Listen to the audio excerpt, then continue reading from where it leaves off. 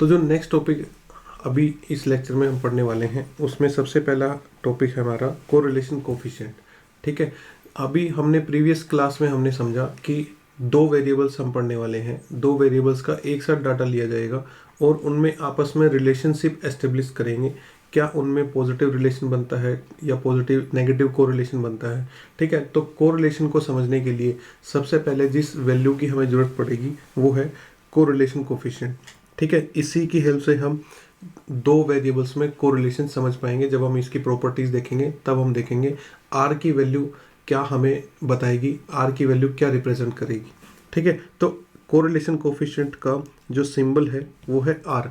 ठीक है, और उसको कैलकुलेट किया जाएगा कोवेरिएंस, दोनों वेरिएबल्स का कोवेरिएंस निकाल के उसको डिवाइड कर देना है एक्स वेरिएबल का standard deviation into Y variable का स्टैंडर्ड डेविएशन। ठीक है, इस फॉर्मूले से। और आप जानते ही हैं कि स्टैंडर्ड डेविएशन की जगह हम क्या लिख सकते हैं, स्क्वायर रूट ऑफ वेरिएंस भी लिख सकते हैं, और y के स्टैंडर्ड डेविएशन की जगह क्या लिख सकते हैं, y का वेरिएंस भी लिख सकते हैं, square root of y variance भी लिख सकते हैं। तो ये दोनों फॉर्मूले बन जाते हैं आपके। अच्छा, मैं एक बार रिपीट कर देता हूँ कि कोवेरिएंस का फॉर्मूला क्या था। ठीक है, हमारा ये जो कोवेरिएंस है इसका फॉर्मूला हमने प्रीवियस क्लास में पढ़ा था। वो क्या था, कोवेरिएंस का फॉर्मूला होता है जिसका सिंबल होता है सिग्मा एक्स वाई। तो उसकी वैल्यू होगी summation X I into Y I minus divide by N और minus X bar into Y bar. ठीक है, इस तरीके से हमें जो है कोवेरिएंस मिल जाएगा। कोवेरिएंस की यहाँ पे ये जो भी वैल्यू आएगी उसको हम यहाँ पे पुट करेंगे और किससे डिवाइड कर देंगे, एक्स का स्टैंडर्ड डेविएशन और वाई का स्टैंडर्ड डेविएशन। ठीक है, एक बार मैं स्टैंडर्ड डेविएशन के भी वैल्यूज़ जो है रिपीट कर देता हूँ। अगर हमारे पास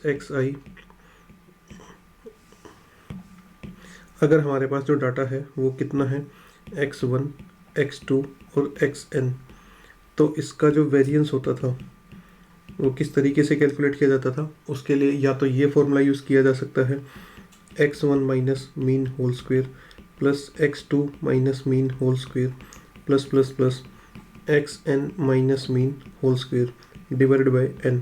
या तो आप ये फॉर्मूला यूज़ कर सकते हैं, या फिर वेरिएंस जो है वो किस तरीके से इस फॉर्मूले से भी निकाला जा सकता है, summation X I square divided by N minus mean whole square. ठीक है, ज़्यादातर जो है आपको ये फॉर्मूला यूज़ करने में आसानी रहेगी। ठीक है, बट वो आप अपने हिसाब से डिसाइड कर सकते हैं कि दोनों फॉर्मूले में से क्वेश्चन की इन्फॉर्मेशन किस हिसाब से दी हुई है और हम कौन सा फॉर्मूला यूज़ कर सकते हैं वेरिएंस के लिए। अगर आपने वेरिएंस कैलकुलेट कर लिया तो वहाँ से स्टैंडर्ड डेविएशन कैसे कैलकुलेट होगा, आप वेरिएंस का रूट ले लीजिए।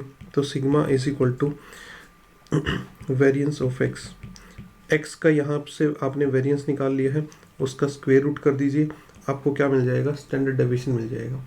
ठीक है, तो एक्स का स्टैंडर्ड डेविएशन और वाई का स्टैंडर्ड डेविएशन इस तरीके से कैलकुलेट किया जा सकता है। ठीक है भाई, देखो कोरिलेशन कोफिशिएंट आर की जो प्रॉपर्टी होने वाली है ना, हमारा क्वेश्चन वहीं से बनने वाला है। इतनी हार्ड कैलकुलेशन वाला क्वेश्चन अभी तक नहीं आया है कोरिलेशन चैप्टर से या रिग्रेशन चैप्टर से। ठीक है, मैं आपको क्वेश्चन दिखाऊंगा कि एनडीए में किस टाइप के क्वेश्चन आए हुए हैं, तो आपको लगेगा कि यहाँ पे तो कैलकुलेशन करने की जरूरत ही नहीं है। बट फिर भी हमारा जो है मोटिव ये है कि आप एक बार इसकी कैलकुलेशन को भी समझें, ताकि अगर बाय चांस कल को उसने इस पैटर्न पे क्वेश्चन डाल दिया, ठीक है, फॉर द फर्स्ट टाइम, तो आप उसको भी कैलकुलेट कर सकें। ठीक है, तो अगर मान लो हमें आर की वैल्यू कैलकुलेट करनी है तो कैसे कैलकुलेट करनी है। सबसे पहला हमारा टारगेट है कि हम कोवेरिएंस कैलकुलेट करें, और कोवेरिएंस कैलकुलेट करने के लिए हमें ये कॉलम तैयार करना पड़ेगा एक्स आई इंटू वाई आई। तो हमने यहाँ पे लिख लिया एक्स आई इंटू वाई आई। तो ये कितना हो जाएगा 24, ये कितना हो जाएगा 60, ये कितना हो जाएगा 108, और ये हमारे पास हो जाएगा 168। ठीक है, और अगर हम इनका सबका सम कर दें तो हमें मिल जाएगा समेशन एक्स आई वाई आई। वो कितना मिलेगा, ये हमारे पास 84, 108 और 168।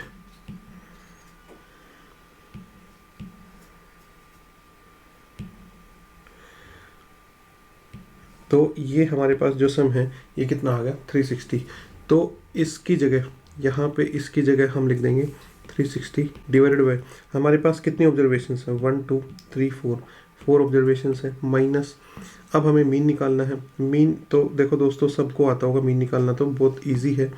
तो x का जो मीन है वो होने वाला है 12 plus 15 plus 18 plus 21 divided by 4। तो ये हमारे पास हो जाएगा 27 प्लस 39 डिवाइड बाई 4, यानी कि 66 डिवाइड बाई 4। तो यानी कि हमारे पास यहाँ पे मीन आने वाला है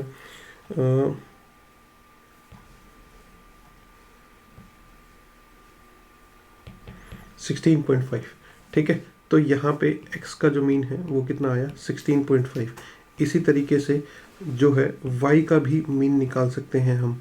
y का मीन कैसे निकालेंगे, y का मीन कैलकुलेट कर लेते हैं एक बार। तो y का मीन जो है वो इन सब से आ जाएगा, y bar is equal to 2 plus 4 plus 6 plus 8 divide by 4, और ये 20 डिवाइड बाई 4 दैट इज़ 5। तो y का जो मीन है वो 5 आ गया है। ठीक है, तो अगर हम इसको डिवाइड करें 90 माइनस, और इसको अगर हम मल्टीप्लाई करें तो ये हो जाएगा हमारे पास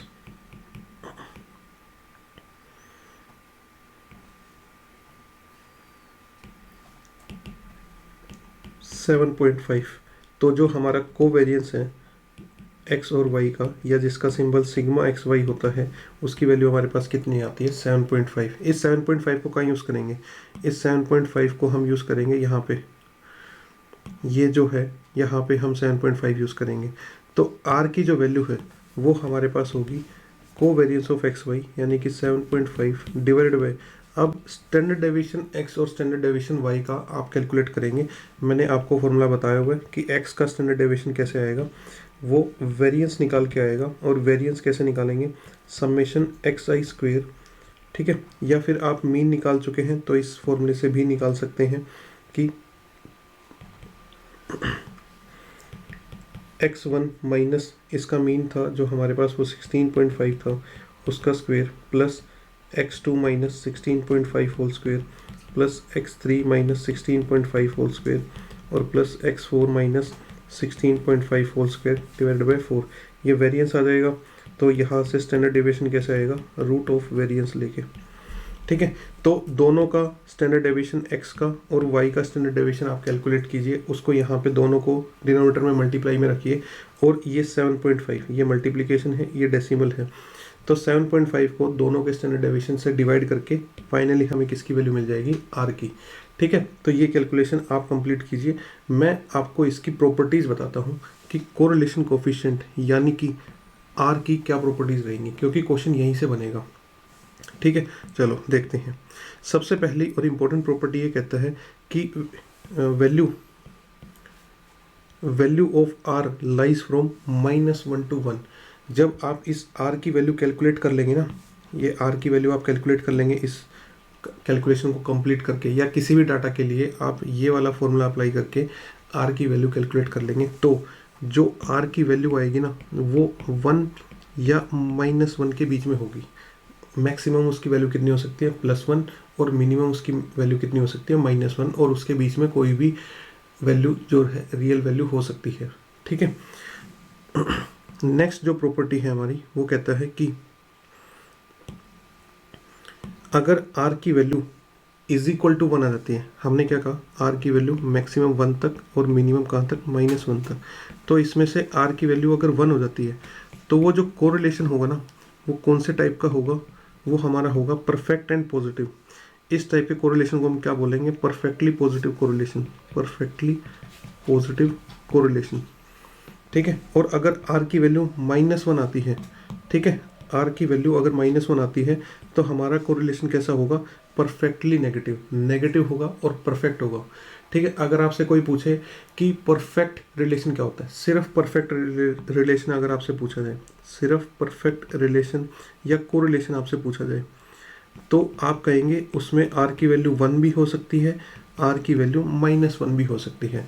r की वैल्यू 1 होगी तो परफेक्टली पॉजिटिव, और r की वैल्यू -1 होगी तो परफेक्टली नेगेटिव। ठीक है, इस तरीके से। फिर आ जाता है नेक्स्ट प्रॉपर्टी जो है वो है R is independent of any unit of measurement. भाई देखो, जैसे आप हाइट को या लेंथ को आप मीटर, सेंटीमीटर, किलोमीटर इनमें मेजर करते हैं, वेट को आप किलोग्राम, ग्राम या मिलीग्राम इस तरीके से मेजर करते हैं, ठीक है। लेकिन ये जो हमारा कोरिलेशन कोफिशिएंट आर है, ये इंडिपेंडेंट ऑफ एनी यूनिट है, इसकी कोई यूनिट नहीं है, ये एक सिर्फ एक नंबर है या सिर्फ एक रेशियो है, ठीक है। जैसे प्रोबेबिलिटी है, प्रोबेबिलिटी की वैल्यू कहाँ रहती है, प्रोबेबिलिटी की वैल्यू 1 से लेके 0 के बीच में रहती है। उसी तरीके से आर एक नंबर है जिसकी वैल्यू 1 और -1 से लेके उनके बीच में रहती है, ठीक है। चलिए नेक्स्ट, और कोरिलेशन कोफिशिएंट की सबसे इंपॉर्टेंट प्रॉपर्टी, ठीक है, ये सबसे इंपॉर्टेंट प्रॉपर्टी है, इसी पे आपको क्वेश्चन देखने को मिलेंगे बार बार, ठीक है। ये कहता है कि R is independent of change in origin and change in scale। अगर स्टैटिस्टिक्स वाला चैप्टर आपको थोड़ा बहुत भी याद है तो हमने ये वाली प्रॉपर्टी बहुत बार पढ़ी थी। क्या कहते हैं कि R इंडिपेंडेंट है किसके, प्लस ऑपरेशन या minus operation. Change in origin का मतलब है कि आप डाटा में कुछ भी प्लस कर दें या माइनस कर दें, तो यहाँ पे ये आर रहने वाला है इंडिपेंडेंट, यानी कि आप ओरिजिन में चेंज कर रहे हैं, मतलब कि आप प्लस कर रहे हैं या माइनस कर रहे हैं तो आर की वैल्यू चेंज नहीं होने वाली है। और उसी तरीके से अगर आप कुछ मल्टीप्लाई कर रहे हैं या फिर कुछ डिवाइड कर रहे हैं तो भी आर जो है इंडिपेंडेंट है और आर की वैल्यू बदलने वाली नहीं है, ठीक है। और इसको मैं एलेबोरेट करता हूँ। अगर आपके पास डाटा ये है x1 y xi है और yi है, और इसका कोरिलेशन कोफिशिएंट यानी कि r, लेट्स से आपके पास 0.7 है, इसका कोरिलेशन कोफिशिएंट कितना है, 0.7 है। तो अगर आप इस डाटा में xi में कुछ ऐड कर देते हैं और yi में भी कुछ ऐड कर देते हैं तो भी इसका जो कोरिलेशन कोफिशिएंट है वो कितना आएगा, 0.7 आएगा। सेम गोज फॉर माइनस और सेम गोज फॉर मल्टीप्लिकेशन। अगर आप कुछ मल्टीप्लाई भी कर देते हैं या आप कुछ डिवाइड भी कर देते हैं तो इन सभी डाटा का कोरिलेशन कोफिशिएंट अभी भी कितना ही आएगा, 0.7 आएगा। इनफैक्ट आप दोनों ऑपरेशन एक साथ भी कर दें, मतलब कि अगर इस डाटा में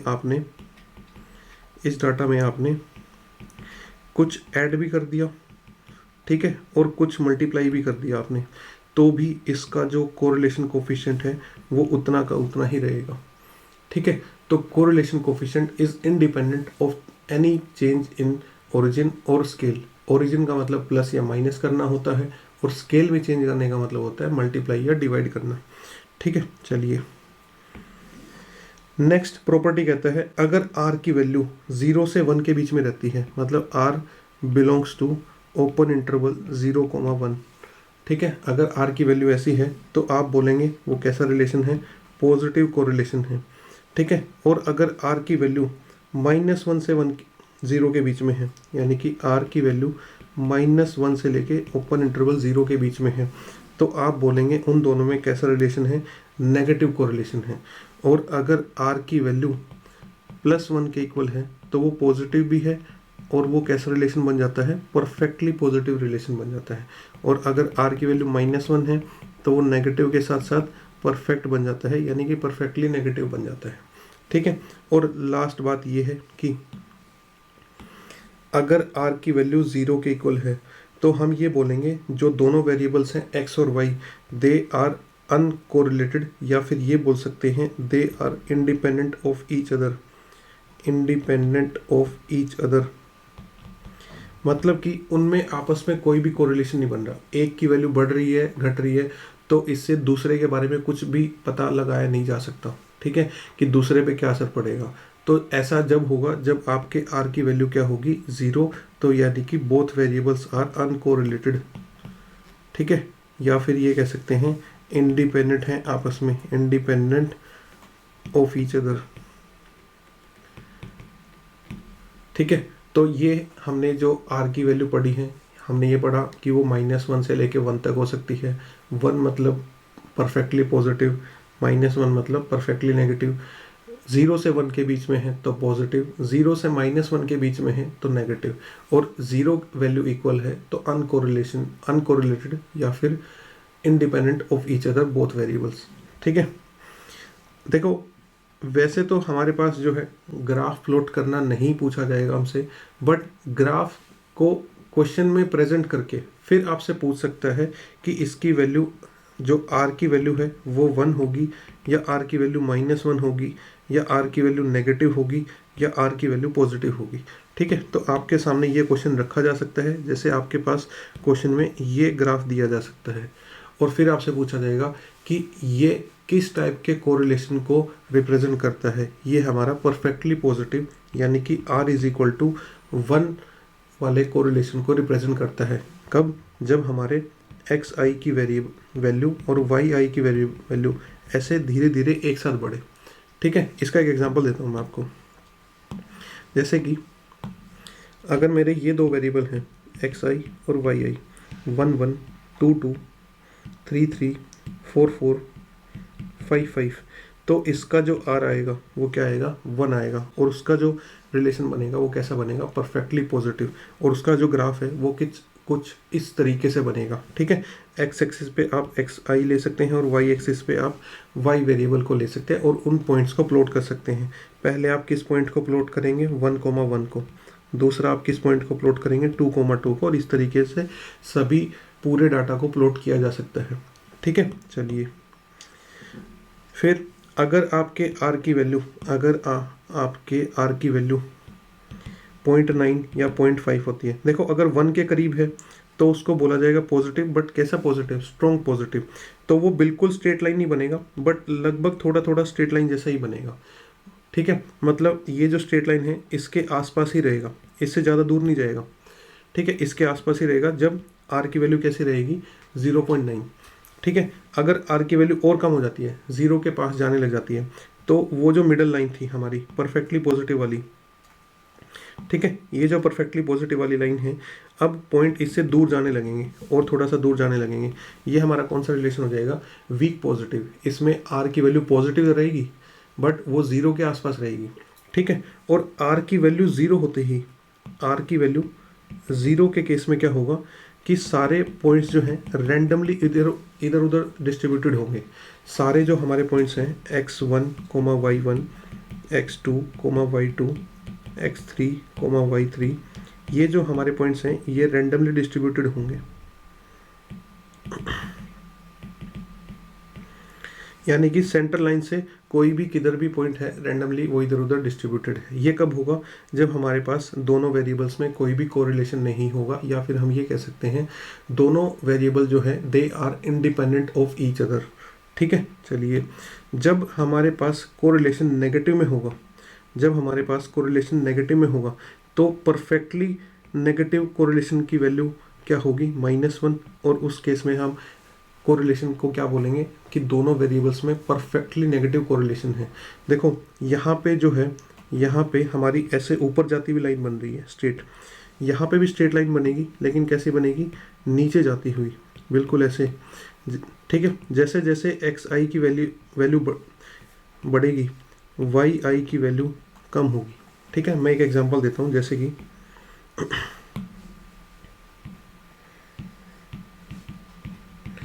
1 5 2 4 3 3 4 2 और 5 1 6 0, कुछ इस टाइप का अगर हमारे पास डाटा है तो उसका जो कोरिलेशन बनेगा वो कैसा बनेगा?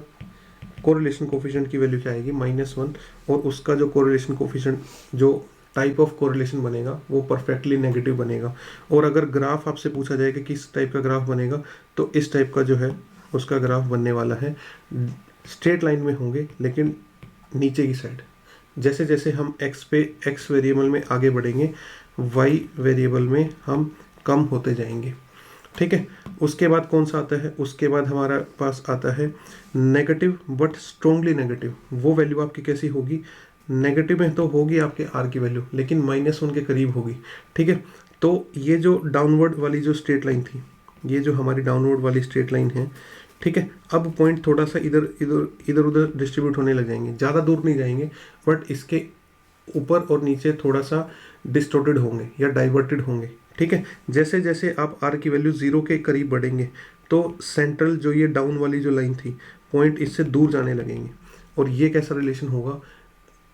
वीक नेगेटिव कोरिलेशन होगा, और जैसे ही पॉइंट एकदम रैंडमली डिस्ट्रीब्यूटेड हो जाएंगे तो आपके कोरिलेशन कोफिशिएंट आर की वैल्यू क्या हो जाएगी, 0 हो जाएगी। ठीक है, तो ये अलग अलग ग्राफ जो है आप देखने की कोशिश कीजिए, इनको अपने माइंड में बिठाइए। हो सकता है आपको ये ग्राफ दे दिया जाए और पूछा जाए कि क्या लगता है आपको इसके आर की वैल्यू 1 होगी, आर की वैल्यू -1 होगी, या आर की वैल्यू 0 होगी, या आर की वैल्यू 0.1 होगी। इस तरीके से ऑप्शन बनाए जा सकते हैं। ठीक है, जैसे ये हमारा एक एनडीए का प्रीवियस ईयर क्वेश्चन है, देखते हैं इसको। अब देखो इस क्वेश्चन की स्टेटमेंट इतनी बड़ी है कि बच्चे स्टेटमेंट देख के ही भाग लेंगे, मतलब ये क्वेश्चन तो दूसरी लाइन तक भी नहीं जाएंगे कि क्या है इसमें। ठीक है, बहुत ही कम बच्चे होते हैं जो इतने बड़े स्टेटमेंट के क्वेश्चन को एक ट्राई देते हैं कि यार देखते हैं क्या पता हमसे क्वेश्चन हो जाए। ठीक है, या फिर कुछ ऐसे बच्चे होंगे कि यार इसमें से ना 1.9, 0.7, 1 पे तुक्का मार देंगे, या कुछ भी ऐसे ब्लाइंड जो है वो गैस कर देंगे। ठीक है, बट ये क्वेश्चन पढ़ने के बाद आपको लगेगा कि मतलब कोरिलेशन कोफिशिएंट के इतने इजी क्वेश्चन आ सकते हैं एनडीए में। ठीक है, देखो ये कहता है कि correlation coefficient between ages of husband and wife at the time of marriage for a given set of 100 couples was noted to be 0.7। भाई ऐसा हुआ कि हमने 100 कपल्स का डाटा लिया। ठीक है, 100 कपल्स में हमारे पास क्या था, हमारे पास जो था हस्बैंड्स थे और हमारे पास उनकी रिस्पेक्टिव वाइफ्स थी। ठीक है, तो husband 1, husband 2, husband 3, wife 1, wife 2, wife 3, और इसी तरीके से हमने 100 कपल्स का डाटा कलेक्ट किया। किस चीज़ का डाटा कलेक्ट किया, हमने डाटा जो ये कलेक्ट किया है एजिस का कलेक्ट किया है। अब इस पूरे डाटा की जब कैलकुलेशन की तो कोरिलेशन कोफिशिएंट की वैल्यू निकल के आई 0.7। ठीक है, ये दिया हुआ है। उसके बाद आगे बढ़ते हैं क्वेश्चन। उसके बाद क्वेश्चन कहता है कि assume that all these couples survive to celebrate silver jubilee of their marriage. ऐसा मान लो कि ये सभी के सभी कपल्स अलाइव हैं अपनी 25th एनिवर्सरी तक। ठीक है, मतलब और 25 साल इन सब ने सर्वाइव कर लिया है। देन कोफिशिएंट ऑफ कोरिलेशन यानी कि आर की value at that point of time क्या होगी। तो अब आज प्रेजेंट में 25 साल बाद इनकी जो आर की वैल्यू कैलकुलेट की जाएगी वो क्या आएगी। ठीक है, चलिए भाई देखो,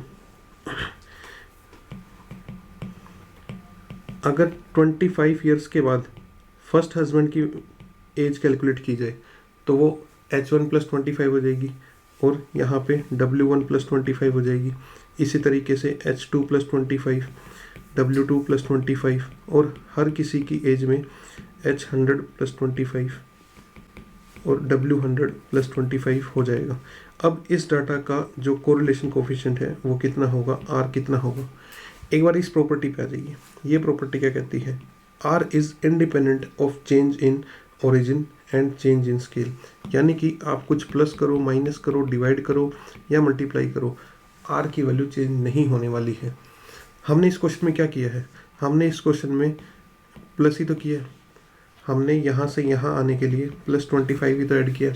तो जब इस डाटा का कोरिलेशन कोफिशिएंट 0.25 है तो HI + 25, WI + 25, इस डाटा का जो कोरिलेशन कोफिशिएंट है वो भी तो कितना आएगा, 0.7 ही आएगा।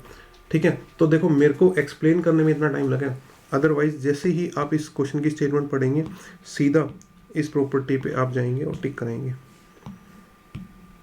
ठीक है, तो इतना इजी ये क्वेश्चन था, इसमें कुछ भी सोचना नहीं था। सिर्फ एक बात याद रखनी थी कि कोरिलेशन कोफिशिएंट पे कोई फर्क नहीं पड़ता कुछ मल्टीप्लाई, प्लस, माइनस या डिवीजन का।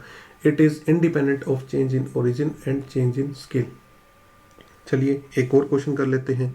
इसको भी आप कहेंगे कि इतना सुपर इजी क्वेश्चन आते हैं एनडीए में कोरिलेशन चैप्टर से।